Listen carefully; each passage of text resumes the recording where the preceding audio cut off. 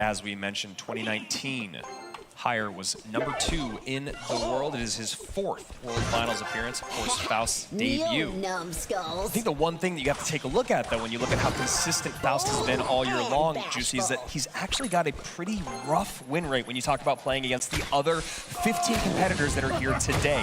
Now, his win rate on the season in CRL, Swiss, bracket, all that, pretty great. When you talk about getting to this top 15, a little bit farther out. And I love that we're seeing something a little heavier, just like we were talking about. There it is, a Mega Knight's Bats deck with the Little Prince. I might actually say that this is a Goblin Giant deck. For some reason, Mega Knight Goblin Giant is coming into the meta here. MK caught at the bridge. A lot of damage in here for Faust, but now Higher has a devastating and horrifying counter push here. Those bats are going to be brutalized by that snowball. And 1565, 1175, not too bad thus far. And the push is not over. Wow. Phoenix locked on tower, Knight pressuring the bridge. Higher understands that he's up so much elixir here, and he's going to connect and take that tower down. I mean, that snowball coming down was so devastating. Those bats were just gone in an instant. He needed that DPS, and maybe just getting a little bit ahead of himself in game #1 is Faust. Higher took the damage, and he goes, all right, I can deal with this. I'm not going to lose the tower, but you are going to have a tough time dealing with this counter push. And it's so fascinating because I almost don't want to say that Faust made a huge mistake by being aggressive with those Mega Knights, because a lot of the time Mega Knight can be played aggressive versus cycle decks, but in Higher situation he had his own Mega Knight to then counter and respond, and that's why Faust got in that very precarious situation. It's looking like 5K ladder all over again. Mega Knights have flying, but of course men wielding them just a little bit more talented. MK's meet at the bridge, Goblins behind to clean it up. We see a Goblin Giant at the bridge, just as you called, Juicy. We will see how effective it is against an Evo Knight and a Ram Rider. Ram Rider slowing everything down, Evo Knight putting in the work.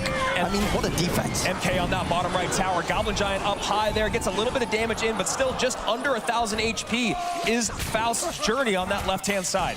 Fisherman to pull the middle, Lightning gonna drop down on everything, Evo Knight tanking. He's got 35 seconds to take this left side tower though, and he's gonna opt it with the Goblin Giant in the back. Excuse me, don't you know who I am? And maybe needing a bit of a miracle here with 25 seconds remaining, but this is a kind of a scary push. MK plus Goblin Giant behind. Goblin Giant though, not very healthy, and he's not gonna have a way to deal with those goblins. 15 seconds remain, and it looks like Higher is going to be standing tall after game #1.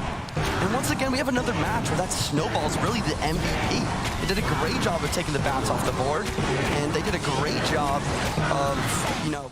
Giant maybe just a little bit heavier, and now we see our Evo Archers coming out.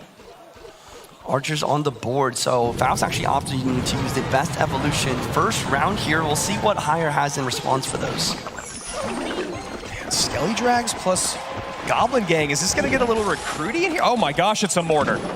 Mortar at the bridge, Tesla at the bridge to counter that. Tesla does a great job here, looking like a Hog Earthquake versus some sort of Mortar spam deck here. Yeah, I mean, Mortar, whatever, you won my heart already. Pigs at the bridge, not Hog Pigs. We see these Spear Gobs come down to defend that. He needs something else, and he goes Barb Split. Somehow, I can't help but think that was maybe a slight mistake. Yeah, Barb Split here. Spear Goblins trying to be in tow on both sides. Looks like Barbarians will sneak in front on both. Nice arrows there to deal with the Archers, but this should be a nice cleanup with the delivery coming in here for Faust. Maybe able to control this game a bit. And we see his spells really playing a huge factor here. That delivery is going to get a lot of value versus Barbs, Skeleton Drags, even the Goblin Gang.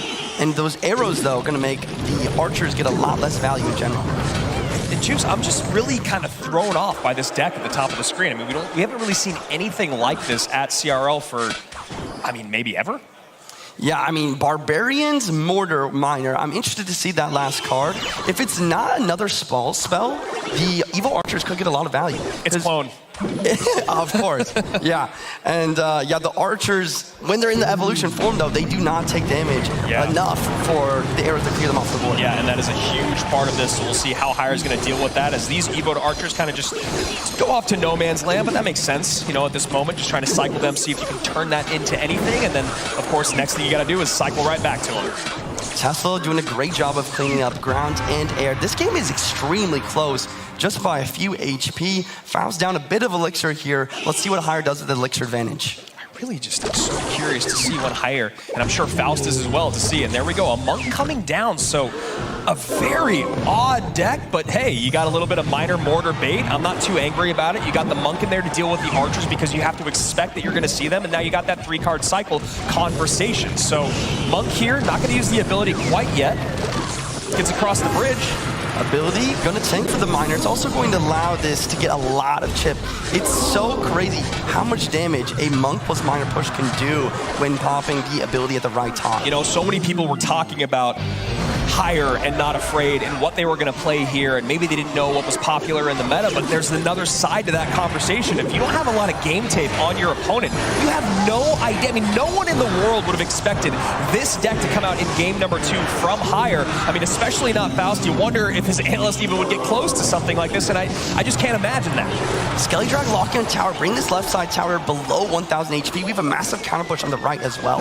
Higher doing a fantastic job of applying a dual lane pressure, but also focusing his arrows on one side of the map for optimal damage on the side that he really wants to go for. So Faust kind of fighting for his life here, down a game in set number 2. And also down a lot of HP here as no other set of piggies come across the board. One hog sneaks away, and Spear Goblins plus that Skeleton Dragon to clean it up. 1488 to just below 900. Miner coming in. Skeletons do pick up. Tesla's doing its best to deal with everything, but that Skelly Dragon is once again a threat. And you have to go high Tesla there, and that is really tough in terms of an elixir expenditure here from Faust. Delivery in as well. Down just a couple. Once again, we'll see, as you said before, Juice, how Higher wants to take advantage of that. He's been doing a great job of it so far. Okay, Mortar ops lane.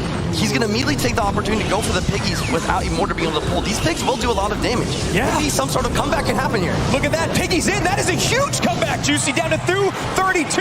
You are in an EQ cycle spot, and Faust might have just evened things up. Evil Archers die. Is the Mortar locked on tower, though? No, it is not. It's on the Tesla. Miner getting a lot of chip. Delivery going to drop down. This game is so close. Great job by Faust there to know he needs to play defense. Now a high Mortar here that needs to be addressed. Skeletons come out to distract. It's on the recruit. Log comes in. He just needs another spell. Miner on the tower. The Ice Ripples Archers do pick it up. we go. And the Earthquake takes it. GG's. Hopping into game number 3, bowling. Shout out to the crowd here. What do you think about the bowler? I mean, he's coming to the meta because of the Little Prince, but I can't stand it. I've hated bowler for 6-7 years now, but I'll be honest, I definitely am going to rock him because he's everywhere. And look at that. Yeah. Maybe we should get into fortune telling, Juice. I mean, you called it. Bowler, really going to get some decent value just in general. It's like we talked about. It's a magic archer that doesn't die to a rocket. Maybe it can line up here and hit this firecracker. Yeah, and fascinating too. You know, you think Faust, we talked about him being beat down. He goes really heavy in game number 1, doesn't work out for him. Then in game number 2, he speeds things up. And a really interesting NATO. Juice, talk to me, man. I mean, I don't know. It's just a late NATO. Maybe those nerves are getting to Faust at this point. If he played a little bit sooner, maybe he could have dealt with that firecracker, but maybe he just underestimated that Mighty Miner as well. So a huge blow here to start. And now Recruit's coming down in the back. So Recruit baits at the top of your screen. And I don't know if we're going to have a big spell here at the bottom. If it is a spell, it's probably going to be a freeze. It kind of looks like a Graveyard Freeze deck. We talk about it all the time, how well the freeze synergizes with that Inferno Dragon. As long as the Inferno Dragon is locked on the tower with 1 HP, a freeze can be a complete game changer. And Mighty Miner coming out. We've also started to see just a little bit more Mighty Miner these days, with this bowler not doing any favors for Faust, giving a lot of damage away. And now, of course, Mighty Miner, we just talked about him, he's up front there, not getting pushed back by that boulder. And this firecracker is so frustrating to deal with when you don't have that spell, Juicy. You know, we talked about Boulder, but I want to talk about that Firecracker like you're saying, because the Firecracker gets so much value versus all Boulder decks. Not only does it outrange the Bowler, but every single time the Bowler is going to lock on to get that shot, it knocks itself back further and further, always making sure it's out of range. And what an interesting deck. We got Wall Breakers, we got Goblin Barrel, we got Rascals, and of course, or Royal Recruits, excuse me, and of course that Mighty Miner. Let's see how Faust can be able to keep up with this bait deck and when he's finally going to be able to find himself on offense. Dark Goblin plus Fireball dealing with double dragons left inside. Really well played from Higher. It seems like Faust is having a very hard time dealing with these high range units. And Bowler here going to get some damage in on those Wall Breakers. Knight putting in the work. Bowler putting in work as well. Bar barrel perfectly placed to deal with the Goblin Barrel. So feeling like Balloon probably coming out here with E-Dragon in play. You never really want to have that when you're playing Graveyard. Obviously that King Tower activation becomes something that you really cannot deal with. You've said it so many times, Juicy. I've watched you on your stream. King Tower is activated, game is over basically. So just waiting to get on offense is Faust as of right now, but the pressure from Higher has been relentless. There's the freeze, so we know we're just waiting on when that Loon will come out. But a decent amount of air responses is in Higher's hands. Mighty Miner down, 3-card cycle activated, E-Dragon in the back. You know, we talked about how the Firecracker and the Dark Goblin is getting high value here, but we are not talking about how it's extremely hard for Faust to, or for Higher to break through as well versus that E-Dragon the Bowler. Yeah, I mean, and this is the thing, is how long can Faust hang on and then turn it in? I mean, once we get past this next 23 seconds, we get into triple elixir, maybe not. Maybe he heard me and he goes, all right, I need to get back on offense. We're running out of time. Just barely over. 70 seconds remain, and the cannon finally comes out here. So you've got a Dark Goblin, you've got a Firecracker, and you have a cannon to control this. And honestly, you got the Mighty Miner and the Fireball if you need that pushback or so, a little bit of extra DPS. So Faust's gonna have to do some math, figure something out here in the next 58. 58 seconds, triple elixir time. Look at these Firecrackers, Andrew. Firecracker controlling the board completely here, and the Goblin Barrels are always forcing out the Bar Barrel. Without the Bar Barrel, how do you deal with the Firecracker as well as the Wall Breakers and everything else? One of the most frustrating things to deal with in this game are those Firecrackers and Dark Goblins stacking up on the other side of the board and just not having a way to get to them. You see Faust leaking elixir here and there because I don't think he knows exactly when to send and what to send. NATO plus E-Drag, but it's not enough. And the Dark Goblin cleans everything up.